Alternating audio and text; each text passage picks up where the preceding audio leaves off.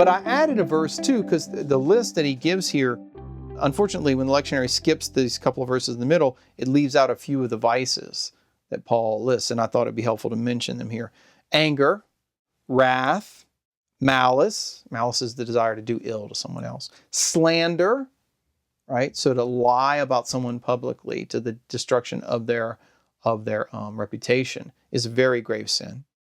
And also, note this, foul talk from your mouth. So that last expression there is very interesting. Aiskrologia, that word, literally means like logia words, right? Aiskrologia is like dirty words or foul talk, foul words, bad language. That's a looser translation. And also lying. Don't lie to each other. Okay? That's your old way of life. The new way of life doesn't have any place for that.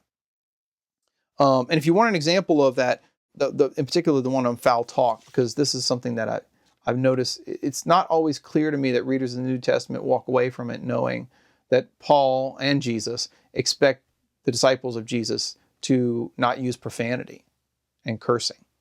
But Paul's really clear here. So for example, there's a use of a similar term in Aristotle.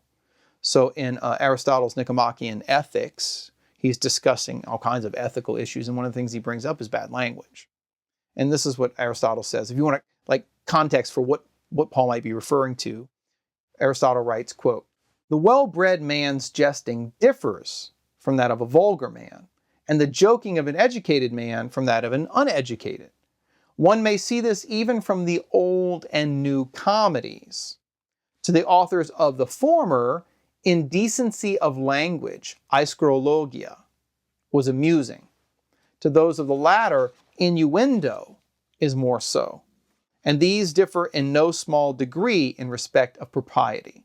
That's from the Nicomachean Ethics 1128a. So you notice there, Aristotle uses the term askrologia, the same word Paul uses here, to refer to the difference between newer comedies, which use more innuendo, subtle things, than the foul language of the older comedies, the kind of raunchy language that was part of the older comedies. So you can see here, just Aristotle recognizing that profanity, bad language, dirty talk, we might say, dirty words, are part of Gentile culture. It's part of pop culture, the culture of these comedies, right?